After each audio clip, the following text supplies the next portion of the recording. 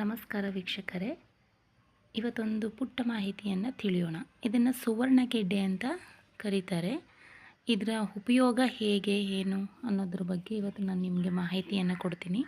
ಈ ಸುವರ್ಣಗೆಡ್ಡೆಯಿಂದ ಮಧುಮೇಹ ರೋಗವನ್ನು ಕಂಟ್ರೋಲ್ ಮಾಡ್ಬೋದು. ಹಾಗೆ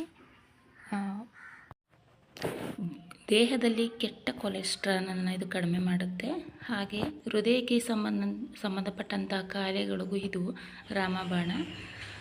ಇದರಲ್ಲಿ ಪೊಟ್ಯಾಷಿಯಂ ಮತ್ತು ಫೈಬರ್ ಅಂಶ ಜಾಸ್ತಿ ಇದೆ.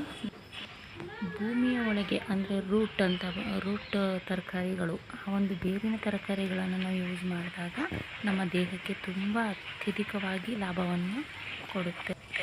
ಇದು ನಮ್ಮ ಹಿತ್ತಲಲ್ಲೇ ಬೆಳೆದಂತಹ ಗಿಡ, ಹಾಗಾಗಿ ನಿಮ್ಮ ಜೊತೆ ಶೇರ್ ಮಾಡಬೇಕು ಅಂತ ಅನ್ನಿಸ್ತು. ಅದಕ್ಕೋಸ್ಕರ ನಿಮ್ಮ ಜೊತೆ ಈ ರೀತಿ ಶೇರ್ ಮಾಡ್ತಾಯಿದ್ದೀನಿ. Thank you for watching. Please subscribe.